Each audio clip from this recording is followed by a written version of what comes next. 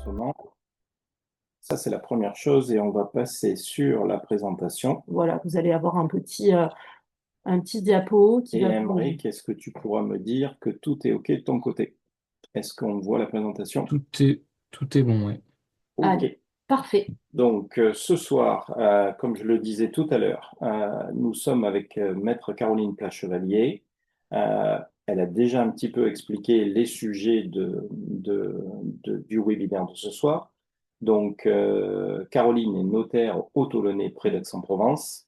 Et voici les objectifs du webinaire. Donc, je te laisse la parole C'est pour ça. redire un petit peu tout ça. Voilà, donc effectivement, donc les objectifs aujourd'hui, comme je viens d'indiquer un petit peu, c'est comprendre donc les enjeux de la perte d'autonomie, que ça peut être d'un point de vue personnel et d'un point de vue patrimonial, découvrir également les outils que l'on a aujourd'hui à notre portée, non connus du grand public, et c'est pour ça que j'en parle avec vous ce soir. Donc le mandat de protection future et le mandat post-mortem, et ensuite dans un second temps, donc là on va parler un petit peu de transmission parce qu'aujourd'hui, il est possible d'anticiper un petit peu sa succession, comme je le disais tout à l'heure, sans se faire mourir une première fois et éviter évidemment un bon nombre de conflits qui peuvent intervenir donc après le décès ou après une maladie.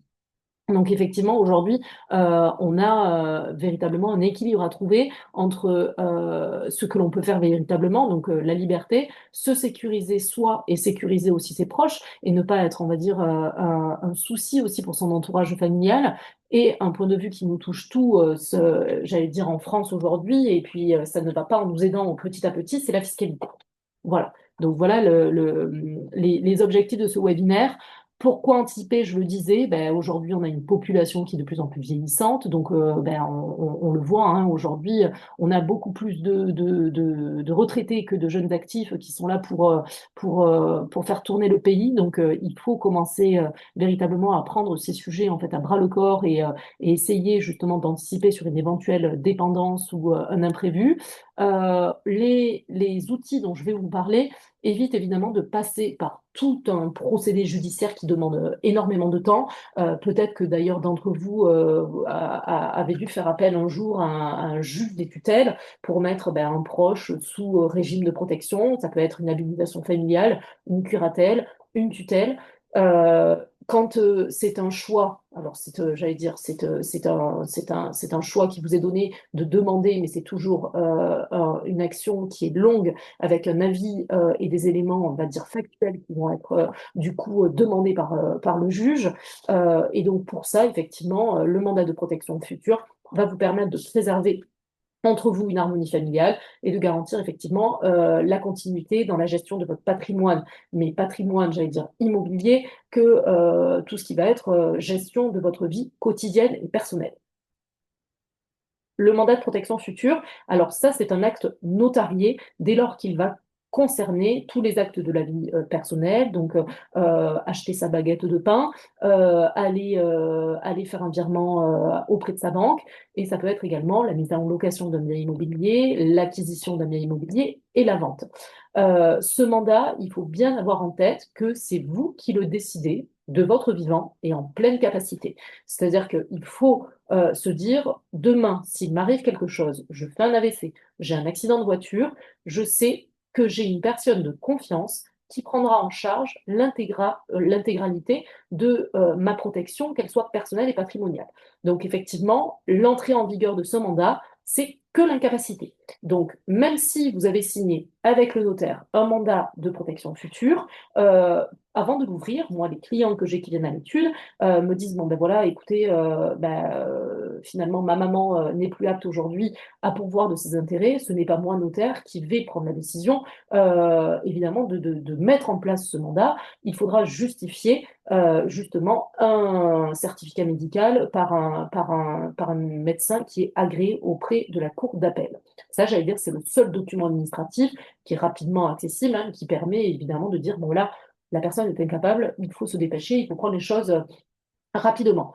Ce mandat, il vous permet de désigner un proche. Donc, un proche, ça peut être votre frère, votre sœur, votre tante, n'importe qui en qui vous avez le plus confiance et qui j'allais dire, n'a pas de, enfin, vous n'avez pas de secret particulier pour elle ou lui, dans le cas où un jour, ben, justement, vous êtes dans l'incapacité de vous gérer vous-même et de gérer vos biens personnels.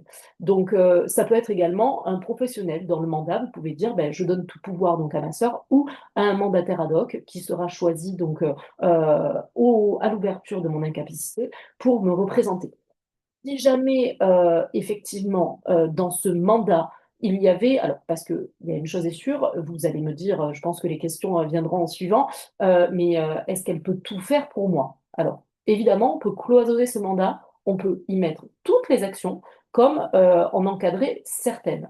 Si jamais, évidemment, vous avez un mandat qui est général et qui permet de gérer votre vie personnelle, comme je disais tout à l'heure, faire un virement à la banque, acheter une baguette de pain, faire vos courses, et ben, compte tenu de votre situation patrimoniale, la décision à un moment de vendre le bien, ça, effectivement, il faut le justifier. Le premier pas de justification, en fait, pourquoi vous allez le mettre en place, donc je l'ai dit, le certificat d'indemnité, et ensuite vous allez voir le notaire en lui disant, vous allez rendre des comptes, donc à moi. C'est-à-dire que cette année, aujourd'hui, les comptes de la personne qui est en incapacité, par exemple, donc ses revenus, aujourd'hui, telle année sont de temps, j'ai des dépenses d'aliments, de loyer, de crédit qui sont de temps.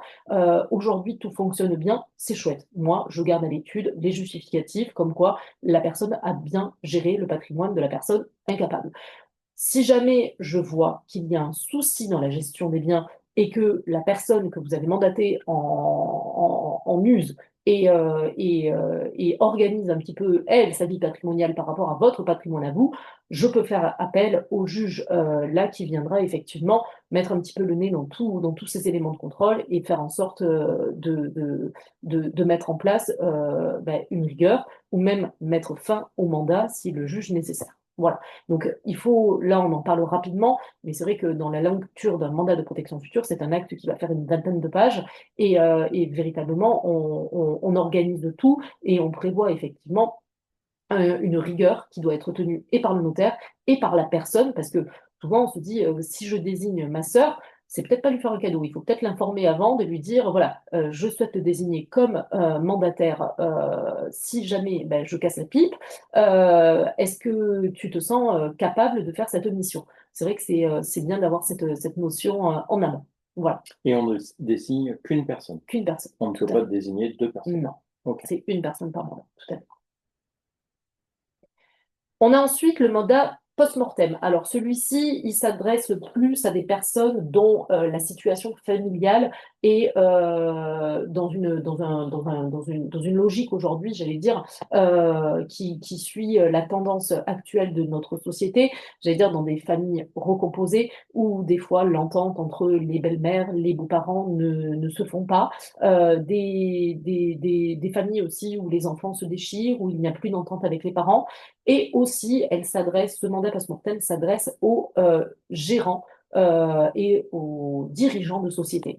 En effet, il est très utile, ben, comme je le dis là ici, en présence d'enfants mineurs ou de patrimoine complexe. C'est-à-dire que ce mandat, vous pouvez le faire de votre vivant. Encore une fois, il faut avoir votre pleine capacité, mais ce qui ouvrira le mandat, c'est votre mort. Donc voilà. Mais à votre mort, on aura ce mandat qui prendra effet, qui est enregistré tout comme un testament. Donc tout notaire, en fait, même si vous avez signé un mandat à Aix-en-Provence au post-mortem et que vous décédez à Paris, ben, le notaire parisien en charge de la succession saura qu'il a été signé ce type de mandat. Donc, effectivement, enfant mineur, ça s'entend. Vous décédez, vous avez des enfants mineurs, ils ne sont pas aptes à prendre, eux, les décisions. Au lieu que ce soit un mandataire ad hoc qui soit désigné par le juge, ben, vous avez anticipé et vous avez permis à une personne de confiance de gérer vos biens immobiliers et vos biens personnels. Patrimoine complexe, c'est le dirigeant de société. Mais qui s'adresse en fait à tout type de dirigeant. Quand je dis dirigeant, ça peut être votre boulanger, ça peut être votre mécanicien, ou ça peut être le PDG d'une grande boîte du CAC 40. Il peut, lui, s'il lui arrive quelque chose, ben, désigner une personne de confiance qui va gérer donc le patrimoine de l'entreprise, la gestion de l'entreprise, le temps effectivement que la transmission aux enfants se fasse, ou que la transmission ou que la vente dans l'entreprise se fasse. Donc là, c'est vraiment le bras droit qui va permettre la continuité de tout ce qui va être activité professionnelle, et ça, après la succession. Donc j'allais dire, une fois qu'on signe ces deux types de mandats, soit l'un ou soit l'autre, on est quand même, on a une chape de plomb quand même qui tombe un petit peu, et on se dit, bon, s'il m'arrive quelque chose, je sais ce qui va en retourner. Voilà, Ils ont quand même des similitudes. Le premier, c'est je reste en vie, mais j'ai plus de capacité à tout à décider fait, et j'ai désigné quelqu'un pour prendre le des faire. décisions pour moi. Celui-ci, Je même suis mort. désignation, même personne, mais là, la différence, je suis mort. Exactement, tout à Et fait. on est sur les mêmes descriptions au niveau du contenu ou Alors, absolument pas. La description du contenu pour le vivant, pour la personne qui est incapable, ça va être vraiment gérer tous les actes de la vie courante, donc les banques, les courses personnelles, la gestion de tous les actes administratifs, parce que c'est vrai qu'on s'en rend compte, hein, en octobre, on nous appelle le paiement de la taxe foncière, on nous demande de déclarer son impôt sur le revenu. Toutes ces choses-là de la vie courante sont prises en charge par le mandataire. Le mandat post-mortem, lui, c'est tout autre chose. Là, on va vraiment s'attaquer au patrimoine, mais après le décès. Donc vraiment, c'est la succession. Comment gérer le patrimoine, donc successoral, après le décès, on va dire, de la personne qui était propriétaire d'un parc immobilier, qui était en location. Ben, ça, il va falloir prendre attache avec, par exemple, tout comme toi, les personnes qui gèrent et qui aident les personnes à gérer leurs biens locatifs. Voilà, c'est cette personne-là qui va faire tampon entre les héritiers et le règlement de la succession. et au niveau de la granularité du détail du contenu, on va jusqu'où on veut dans le détail. Jusqu'où on veut. Moi, il m'est arrivé de faire alors là, pour des dirigeants, en fait, avec de très grosses entreprises, à faire équipe avec un avocat pour véritablement parler de tout ce qui pourrait arriver au sein de la structure, donc rentrer dans des détails qui sont même pour moi, qui sont pas connus, parce que là, on rentre vraiment dans la vie du dirigeant et le vrai fonctionnement de l'entreprise. C'est-à-dire que la personne va être chapeautée en lieu et place du dirigeant du jour au lendemain. Donc, si c'est une entreprise qui génère un gros chiffre d'affaires, celui-ci, il ne faut pas qu'il baisse. Donc, la mission, ça va être vraiment désigner la personne qui sera le plus apte à prendre cette mission. Voilà. Donc, première partie, voilà, webinaire, on va dire anticiper. Donc, encore une fois, anticiper, ce n'est pas se faire mourir. Donc, penser éventuellement à gérer son avenir. Et ensuite, on va parler là des outils de transmission patrimoniale. Parce que, encore une fois, quand on entend ou ses voisins se dire, ah ben tiens, moi, mes parents sont décédés, pourtant ils étaient propriétaires que d'une maison, ben, on a eu des droits de succession à payer, ils étaient importants. Ces droits et cette somme d'argent, je ne l'avais pas sur mon compte. Donc, on a dû vendre les biens familiaux qui constituaient le patrimoine, on va dire, des parents pour effectivement payer les droits à l'État. Ça, c'est une situation que je vois très couramment. Et c'est une situation en fait que l'on peut éviter tout ça par un procédé on va dire qui est simple. Donc pour ceux ou celles qui sont propriétaires de biens immobiliers, c'est de se dire je peux commencer à transmettre mes biens immobiliers à mes enfants ou d'ailleurs à d'autres personnes. Après, les abattements varient en fonction d'à qui vous décidez de donner. Le cas classique, je donne à mes enfants, vos enfants bénéficient chacun de 100 000 euros par parent, par enfant. Et après, il y a différents types.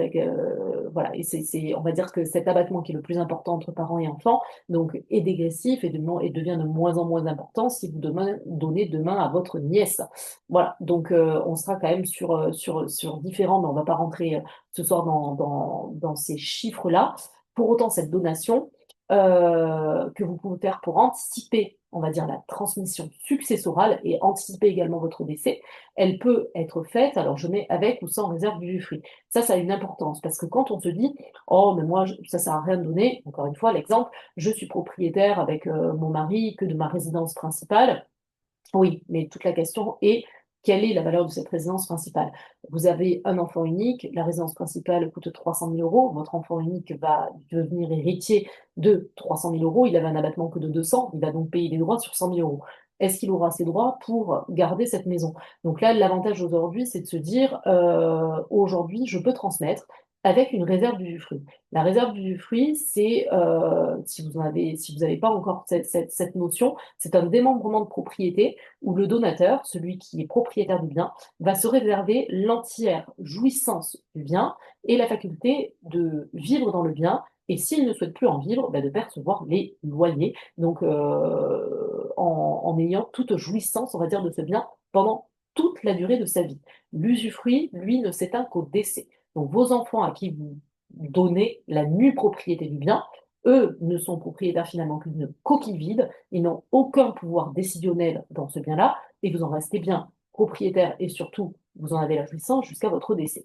Alors on me dira souvent, oui, mais bon, moi je donne, une fois que j'ai donné à mes enfants même la nue propriété, est-ce que si je dois vendre ma maison, j'ai besoin de leur accord? Alors oui, ça c'est un fait qui est là. On a besoin effectivement de l'accord du nu propriétaire dans les actes dits graves, hein, patrimoniaux, donc comme des actes qui ne sont pas de gestion, donc la vente d'un bien immobilier notamment. Donc là, effectivement, quand on donne la plupart du temps à ses enfants, on doit avoir aussi confiance en ses enfants. Donc c'est une première chose. Évidemment, ça tourne mal, vous avez fait la donation, vous le regrettez. La donation, même si elle est dite de base irrévocable, vous pouvez évidemment faire appel après à un juge pour dire, écoutez, la situation là ne fonctionne plus, je ne peux plus habiter ce bien, il faut que j'aille en maison de retraite, aujourd'hui mes enfants s'opposent à la vente. Le juge verra vos intérêts à vous et forcera effectivement donc les choses en France comme ça. J'allais dire le patrimoine du français est quand même bien protégé par des règles qui sont très bien établies. Et donc, tout l'objectif fiscal de cette réserve d'usufruit va être effectivement de donner un bien qui va être dans la valeur donnée réduite. Alors, l'usufruit, ça fonctionne, c'est quelle est notre probabilité de décéder. Alors, plus on va donner jeune, plus on va avoir un usufruit qui est important, parce on n'est pas censé demain décéder à 30 ans. Par contre, plus on va décider de donner vieux, c'est-à-dire même après 90 ans, ben là, on a plus de chances de décéder. Donc là, on va avoir un usufruit qui est assez faible. Pour autant, il existe et il est taux encore là. Moi, je dis la meilleure tranche aujourd'hui pour donner, c'est vraiment entre 50 et 70 ans. Vous avez un usufruit qui varie du coup entre 50 et 70%, enfin 50 et 30% pour la nue propriété à 70, mais donc 50% d'un bien si vous donnez demain à 50 ans qui va vous être réservé. Donc je prends un exemple Et puis simple, on reprend notre exemple de tout à l'heure. Je suis un couple, j'ai une résidence principal, principale à exactement. 300 000 euros, j'ai un enfant. Et j'ai un enfant, Je le donne à 50 ans. je le donne à 50 ans, vous donnez du coup une valeur fiscale de 50%, c'est-à-dire 150 000 euros qui est à partager à chacun de vos enfants. Ils ont tous les deux un abattement qui est égal à 75 000 euros pour les deux parents. Donc je vous laisse imaginer, ça fait 32 500 euros par parent, par enfant, ce qui fait qu'effectivement aujourd'hui, la logique est simple, il n'y a pas de droit. Voilà. Donc c'est vrai que ça permet ce mécanisme de la donation avec réserve d'usufruit permet de faire beaucoup d'économies.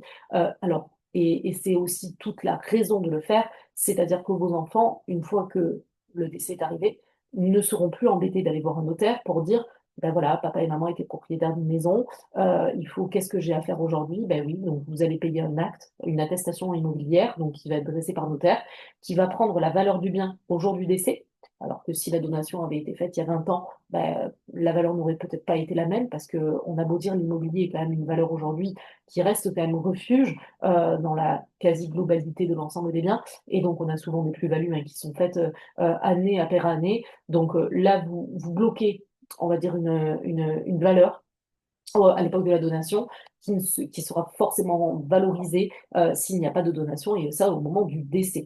Donc c'est à ce moment-là qu'effectivement vous paierez peut-être des droits de mutation à titre gratuit à l'État, donc qui sont à peu près valorisés une fois que l'abattement et les 100 000 euros, je vous laisse entendre que ça part assez vite finalement, même pour la quasi-totalité, on va dire, des Français. Donc vous êtes taxé après au-delà de 100 000 euros à peu près à 20%. Donc, ça peut quand même aller très vite en termes de taxes à payer à l'État. Et en plus, vous payez un acte notarié d'attestation immobilière qui est valorisé en fonction également de l'estimation du bien. Donc, voilà le premier outil de transmission patrimoniale, donc la donation. Le Et test, si on le fait à 70 ans, on avait pris 50 ans, si on le fait à 70 ans, non, on le a calcul de l'usufruit est différent. tout à fait, exactement. Parce qu'on est plus vieux, du coup, on a plus de chances de décéder à 70 qu'à 50. Donc là, au lieu de transmettre une valeur en nue propriété de 50%, je transmets une valeur en nue propriété de 70%. Je me D'accord. réserve 30% de la valeur du bien. Et 80%? 80, exactement. Ok. 80% et 20%, 90, 10% de valeur usufruit que je me réserve. Donc c'est vrai que le bon âge aujourd'hui pour donner, c'est vraiment entre 50 50 ans? et j'allais dire avant les tranches des 91 ans. Voilà. Le testament, donc le testament, c'est bien parce qu'il permet en fait, si jamais vous avez des personnes qui ne veulent pas anticiper la transmission patrimoniale, il permet d'organiser votre succession. Alors lui, il pourra décider, enfin vous pourrez décider au terme de votre testament de léguer une quote-part en plus à un de vos enfants, de priver un autre de sa quote-part, tout en ne pouvant pas faire de lui justement un étranger à votre succession. Il faut savoir que les enfants sont des héritiers réservataires et qu'on ne peut pas déshériter ses enfants. Voilà, donc le testament, effectivement, voilà, c'est sur différentes situations. On parle beaucoup de testament aux personnes qui sont veufs, sans enfants. Pour bah, appréhender où va le patrimoine une fois que je décède et que je n'ai pas d'héritier. Et également donc à tout ce qui va être le type de personnes qui vont être pacsées aussi. Donc là, on utilise beaucoup cet outil de transmission patrimoniale. L'assurance vie, alors ça c'est un sujet moi qui est hors notarié, mais pour le coup qui permet effectivement pour des personnes qui ont beaucoup de liquidités, ben, effectivement de pouvoir à des conditions qui sont très favorables, permettre effectivement de défiscaliser pas mal d'argent. Donc vous avez quand même pas mal d'outils qui sont très intéressants avec les assurances vie, parce qu'il faut savoir que tout contrat d'assurance vie qui est conclu avant ces 70 ans sont complètement exonérés de droits de succession. Donc ça, c'est-à-dire que le notaire va voir un contrat d'assurance vie souscrit avant vos 70 ans, on n'en parle même pas. Le pacte du trail, Donc là, l'assurance vie, je oui, transmets sans aucun droit avant 70 ans tout à sur fait, un contrat. exactement, tout à fait. Le pacte du trail, la SCI, le démembrement de propriété, j'en ai un petit peu parlé. Le pacte du trail, alors lui, alors je ne sais pas si c'est vraiment vous êtes aujourd'hui concerné par ce type de sujet. C'est un outil qui a été dernièrement mis en place, enfin dernièrement, il y a quelques années maintenant, qui permet de transmettre du coup à ses enfants une entreprise en bénéficiant de 75% d'exonération. Donc là, on est sur un outil, d'ailleurs, il tendait à être remis en cause là récemment. Finalement, on a prouvé que avec un lobbying important justement de l'ensemble des avocats et des notaires, que sans pacte du trail aujourd'hui, on aurait beaucoup d'entreprises et beaucoup de dirigeants qui mettraient les sièges sociaux des entreprises ailleurs. Donc, on a quand même tout intérêt aujourd'hui, parce qu'on a beaucoup tendance à taper sur les gens qui sont très riches, sauf qu'aujourd'hui, les gens qui sont très riches rapportent aussi beaucoup d'argent à l'État. Donc ça, il ne faut pas l'oublier, hein. Donc le pacte du trail permet à nos dirigeants de très grosses entreprises ou de moyennes entreprises et même de petites entreprises de céder à moindre coût celle-ci à ses enfants. Voilà. La SCI, je ne sais pas si c'est trop l'objet aujourd'hui pour vous, mais effectivement, elle peut être un outil de la constituer avec ses enfants, avec son épouse, avec d'autres personnes si vous le souhaitez, pour vous constituer un patrimoine, on va dire, locatif la plupart du temps, parce qu'on n'achète pas en SCI sa résidence principale. Là, c'était aussi beaucoup des fois de mes confrères vendaient la SCI pour dire mettez-vous en SCI, achetez votre résidence principale, ça n'a aucun intérêt. On va dire que les sociétés aujourd'hui qui sont présentes dans notre vie, on parle beaucoup de SCI pour l'immobilier et la SARL de famille. Ce sont deux types de sociétés effectivement qui vous permettent également de transmettre à moindre coût votre patrimoine. Voilà. Aujourd'hui, c'est sûr que s'il est constitué en nom propre, ça sert à rien de venir demain demander des conseils pour créer une SCI et apporter vos biens immeubles à cette SCI parce que ça vous coûterait extrêmement cher. Voilà. Petit point que j'avais pas vu juste à la donation. La donation, donc il y a deux types de donations. Des donations simples que vous pouvez faire à un de vos enfants et surtout le truc, moi, que j'adore et que quand on peut je conseille véritablement de le faire. Vous avez plusieurs enfants, vous avez obligatoirement un bien par enfant, parce que malheureusement, on ne peut pas faire de donation autre que si, s'il n'y a pas un immeuble par enfant. On appelle Ou les mettre dans une SCI. ou les mettre dans une SCI, mais faire une donation partage. La donation partage, c'est un outil qui est fantastique, qui permet, d'optimiser fiscalement la transmission de vos biens et directement de faire le partage entre vos enfants des biens de succession. Et là, vous pouvez aussi partir tranquille le jour où il vous arrive quelque chose en se disant, ils ne se disputeront pas les biens parce que chacun a été alloti d'un lot de mon vivant. Donc, on est vraiment sur un sujet qui est très intéressant. Et dans la donation partage, on peut mettre de l'actif financier et de Tout à l'actif fait, immobilier. tout à fait. On peut insérer des parts de SCI, on peut mettre des sommes d'argent, on peut mettre des biens immobiliers, on peut tout mettre. Ouais. Démembrement de propriété, un petit. Démembrement de propriété, c'est un petit peu ce que l'on a vu. Alors, je ne sais pas si vraiment j'y reviens dessus. C'est le démembrement de propriété. Il intervient dans le cas d'une donation. C'est forcément la donation qui va permettre ce démembrement de propriété. Et c'est ce que je vous disais, c'est différencier justement la nue propriété, souvent que le donateur se délaisse et va donner en fait à ses enfants. Donc, cette coquille vide pour être aujourd'hui propriétaire en fait d'un bien donc, qu'il ne peut pas utiliser. Et ce fameux usufruit cette notion qui vous permet, elle, de rester pleinement propriétaire de votre bien, de continuer à en jouir et d'en percevoir les revenus s'il y en a. Et le seul petit inconvénient qu'on rappelle, c'est je dépends de mes enfants si je veux La vendre. prise de décision, tout à fait, exactement. Voilà, donc on arrive un petit peu au bout. Donc effectivement, aujourd'hui, anticiper encore, qui est le mot phare, je pense, de ce webinaire, c'est combiner effectivement protection et transmission. Donc se protéger avant de transmettre, protéger ses proches, adapter effectivement sa structure patrimoniale compte tenu, on va dire, des liquidités, des avoirs, des actions, des obligations que vous pouvez avoir et des immeubles. Ça vous permet d'anticiper ensemble, donc avec votre professionnel, donc toutes les conséquences fiscales et familiales. Éviter, voilà, d'avoir des biens familiaux en fait qui sont vendus à contre-cœur par les enfants, juste pour avoir payé des droits, voilà, qui n'auraient pas été à payer si on avait juste donné avant.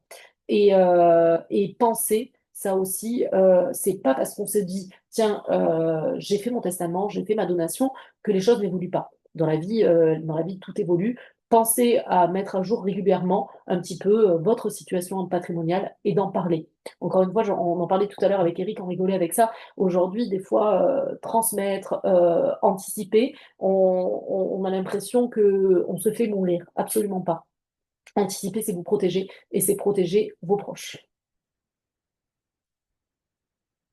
Voilà. Donc après, rôle du notaire, donc c'est là où moi j'interviens un petit peu comme je le fais là avec vous, en effleurant un petit peu toutes ces notions. Mais effectivement, votre notaire, on est là pour vous accompagner, pour faire un diagnostic global de votre situation familiale et patrimoniale, qui sera, donc on verra un petit peu les questions tout à l'heure, mais qui seront vraiment à adapter à chaque situation. Aujourd'hui, on n'a pas une famille qui est pareille à l'autre. Donc évidemment, ce que je préconiserai à une famille ne sera peut-être pas celle voilà, que je conseillerais à une autre. Donc, c'est vraiment un conseil personnalisé, un conseil qui est fait de manière impartiale. Évidemment, je ne prends pas parti. Moi, je ne suis pas dans votre vie personnelle et patrimoniale. Donc, effectivement, je reste et j'ai un devoir de conseil qui doit rester neutre envers l'ensemble des parties à l'acte.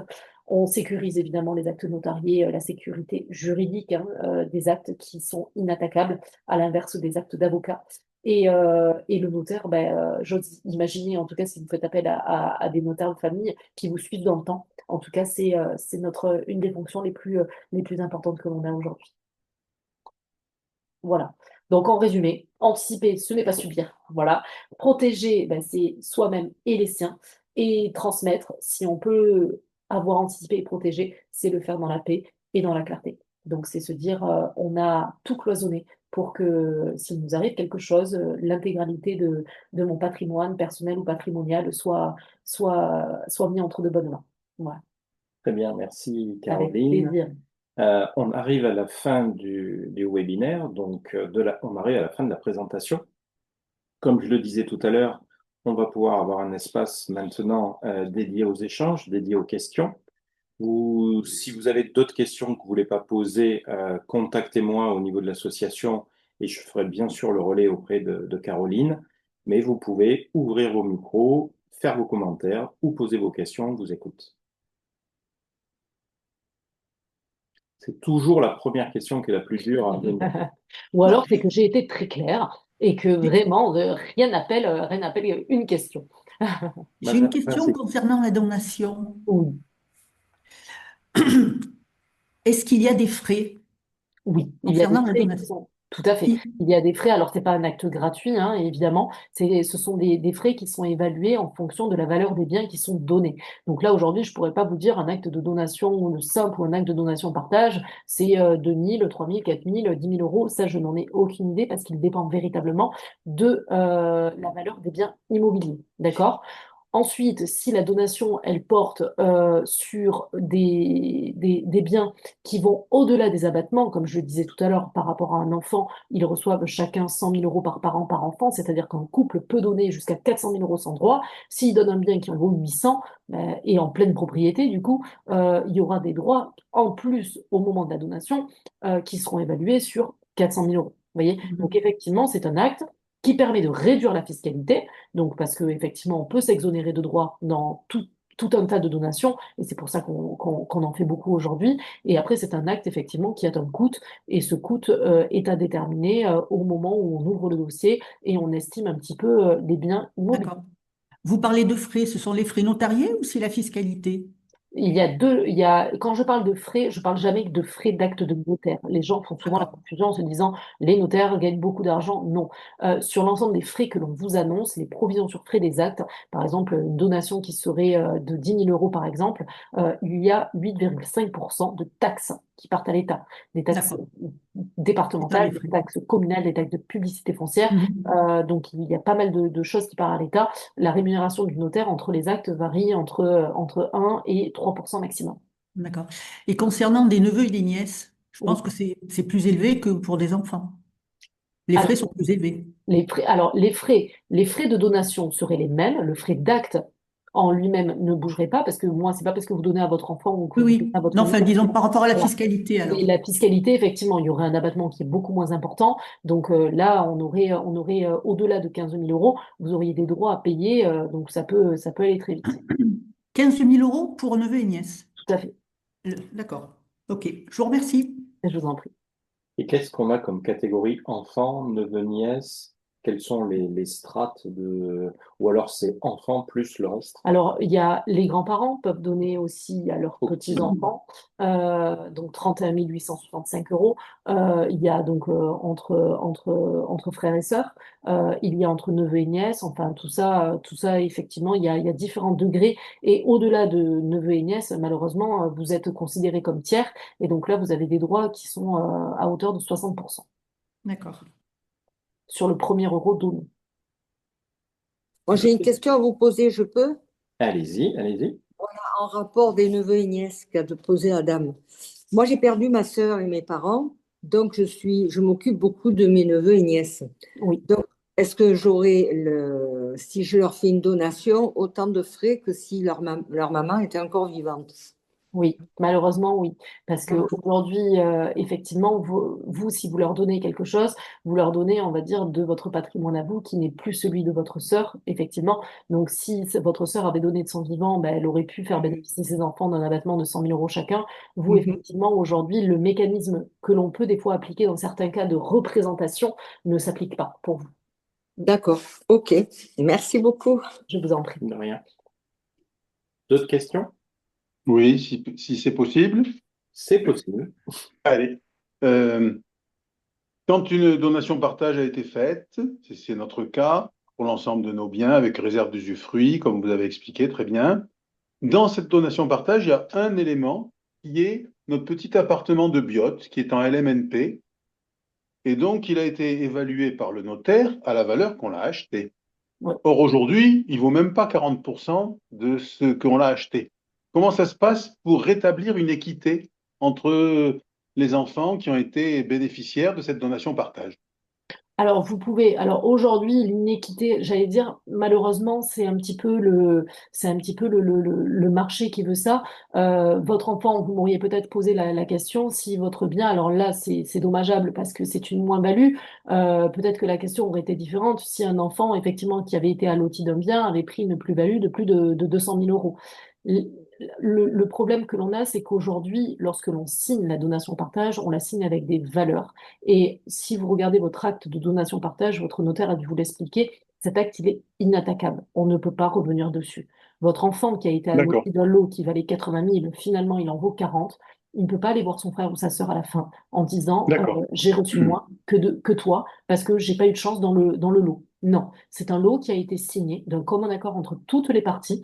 Et donc, sauf après décision de l'ensemble des donateurs et donataires de refaire une donation-partage pour lequel on rééquilibre éventuellement des lots, ce serait possible. Mais encore une fois, malheureusement, ce serait des frais pour vous, pour éventuellement vos enfants. Ça dépend qui prend en charge ces frais-là. Mais c'est vrai que bon, j'allais dire, la personne qui est allotie d'un lot fait son propre état de la moins-value ou de la plus-value. Donc, on a intérêt à se débarrasser de ce bien vite fait, Si de vous souhaitez façon, effectivement, si vous souhaitez le vendre avec l'accord de votre donateur, il n'y a aucun problème. Tout à ouais. fait. Et à ce moment-là, on peut rétablir l'équité beaucoup plus simplement. Tout à fait. Exactement. D'accord. Ouais, Bien reçu, merci.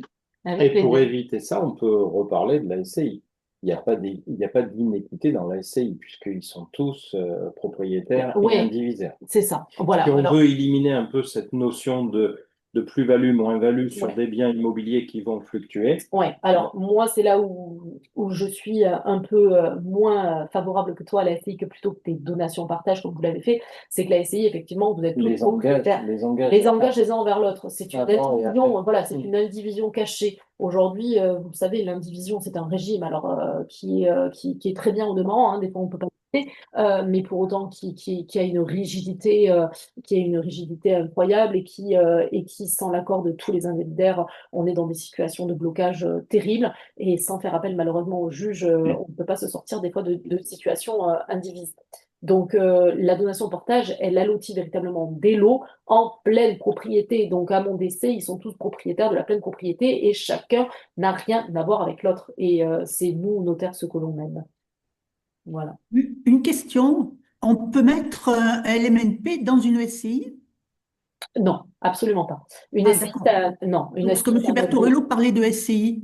Sur alors, de l'habitation, sur de l'immobilier classique. sur de Ah, l'immobilier classique, classique oui, ou de d'accord. l'immobilier qui est loué, mais avec des baux d'habitation qui sont de nus. Traditionnel. Voilà, Oui, on va dire le bail d'habitation meublé, le loueur meublé non professionnel, c'est une activité qui est commerciale. Donc là, d'accord, si vous souhaitez le faire dans le biais d'une société, c'est vraiment une SARL de famille qu'il faut constituer et pas une SCI. d'accord. Alors, J'ai une question, s'il vous plaît. J'ai fait une donation partage à mon fils avec la réserve d'usufruit. Oui. C'est sur des résidences secondaires. Si je veux vendre une résidence secondaire avec l'accord de mon fils et je rachète quelque chose d'autre, la réserve d'usufruit, elle se poursuit elle se poursuit, c'est ça?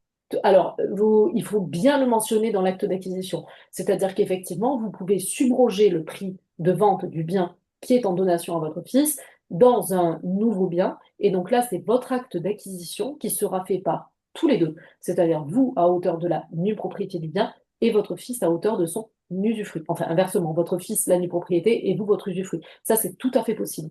Et D'accord. effectivement, vous permettez en fait de conserver ce dispositif et ces avantages fiscaux que vous aviez eu au moment de la donation dans la valorisation d'un nouveau patrimoine. Ouais. D'accord. Et si on veut rien, si on ne veut, on n'achète rien, comment ça se passe derrière? Le prix de vente est ventilé en fonction de son âge et donc de sa valeur en usufruit et en nue propriété. D'accord. Ouais. OK. Merci. Donc, D'autres questions, commentaires?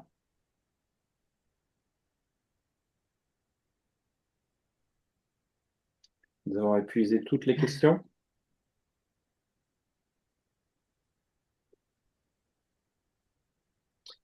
Si on a épuisé toutes les questions, donc je vous propose de mettre fin à ce webinaire. Je vous remercie pour votre participation. Je remercie Caroline pour son exposé. Et merci à tous Et d'être si vous connectés. avez des questions, n'hésitez pas à revenir vers nous. Vous aurez la présentation et le replay dès demain. Je vous souhaite donc une excellente soirée et je vous dis au mois prochain pour le prochain webinaire. Oui, Trop tard ou pas? Je voulais poser une question, moi, parce que je fais du LMNP également. Oui. Et allez-y. moi, contrairement à la situation de la personne précédente, moi, j'ai des plus-values, j'ai des biens que j'ai achetés en mon nom propre. Oui, Et j'hésitais à faire enfin, je réfléchis pour faire une donation-partage, hein. Je vais oui, avoir 60 ans, donc je pense que je suis dans ouais, le bon timing. ouais, bien. Par contre, ce qui me gêne, moi, c'est j'hésite en fait à faire une SCI, mais à l'IS, hein, parce que je fais du LMNP, donc Ouais. je ne pourrais pas à l'IR, mais à l'IS. Mais ça m'oblige en fait de muter mes biens. Les biens sont achetés à ce jour en nom propre, d'accord? Ouais, tout à fait. Ça vous Et- oblige, alors encore une fois, si c'est des biens qui sont loués en loueur meublé non professionnel, donc qui sont meublés, l'activité commerciale vous empêche de faire une société civile immobilière, même à l'IS. Donc déjà, le choix de la société n'est pas bon. Vous ne pouvez pas faire une SCI à l'IS. Par contre, vous pourrez faire une SARL de famille, qui est la même chose, sauf que on le passe sur statut de société à responsabilité limitée, qui elle a un objet commercial et qui se font complètement et qui permet effectivement aux personnes de faire de la location meublée sans souci et sans remise en cause de l'objet de la société. Par contre, effectivement, dans votre cas, si vous souhaitez les transmettre à une société, il va y avoir une vente qui se fait entre votre patrimoine personnel et votre patrimoine, la personne morale qui va être créée. Donc là, en fonction du prix de vente qui est déterminé, il se peut qu'il y ait des plus-values, il se peut effectivement qu'il y ait, et ça c'est évident, des taxes départementales, communales et l'État qui viennent s'ajouter au niveau de la mutation. C'est véritablement un acte de vente. Donc là, vous allez avoir à peu près 8% de taxes sur la valorisation du bien. D'accord? Donc c'est vrai en fonction des enjeux, c'est peut-être bien de se dire aujourd'hui, je vends mon patrimoine personnel en l'état, je réinvestis cette somme que j'ai accumulée, je crée une société, une SARL de famille avec mes enfants, et là, au travers de cet argent que j'ai dégagé de la vente de ces biens, je procède avec la SARL de famille à différentes acquisitions. Ouais. Oui, je comprends, mais ça m'arrange pas trop parce que j'ai des rentabilités qui sont très très bonnes et j'ai pas trop Et envie oui, de m'en ouais, séparer. ouais, Donc du coup, dans mon cas, c'est plus une c'est donation-partage plus une en donation, nom tout à propre fait. alors que je fais... Exactement. Et là, D'accord. effectivement, vous réservez du coup votre nupro, enfin votre usufruit, donc Oui, vous continuez à percevoir vos loyers. Vos enfants, eux, deviennent nus propriétaires du coup d'un bien. Aujourd'hui, j'allais dire pour eux, dans le patrimoine, ça ne change absolument rien. Ils ne vont pas payer plus d'impôts. C'est juste leur permettre de leur vivant d'être propriétaires d'un bien et d'en avoir la pleine propriété s'il vous arrive quelque chose. d'accord. Ok, merci. Et là, vous êtes complètement exonéré de plus-value.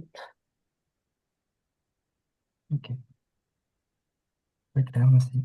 Je vous en prie. J'aurais juré que je pouvais faire que je pouvais faire une SCI à l'IS en faisant du LMNP. Du tout. Non. Du tout. Non. Malheureusement, D'accord. c'est absolument pas possible. Ah, À l'IR, oui, mais à l'IS, je croyais. non, et non. C'est pas parce que le régime IR-IS, c'est juste la fiscalité de la société qui change.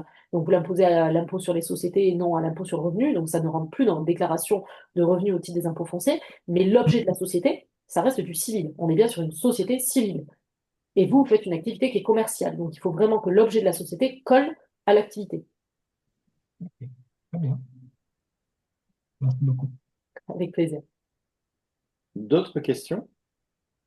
On avait fait, ça s'appelle un petit rappel, ça, voilà. Donc, une dernière question. Est-ce qu'il y a d'autres questions ou est-ce qu'on conclut ce webinaire? En tout cas, on a vu plein de choses. Si jamais vous avez des questions, parce que des fois la nuit ça peut s'agiter un petit peu là-haut. Si jamais vous avez la moindre question, vous avez envie qu'on reparle un petit peu de choses en rentrant dans du détail, un petit peu à proprement parler de votre situation, vous n'hésitez pas. Voilà. Ok. Je vous souhaite à toutes et tous une très très bonne soirée. Merci pour votre participation et à très bientôt pour le prochain webinaire. Au À revoir. très bientôt. Également. Merci beaucoup. Merci, au Merci, revoir. bonne soirée. Au revoir. Merci, bonsoir. Bonsoir, nous aussi. Bonsoir.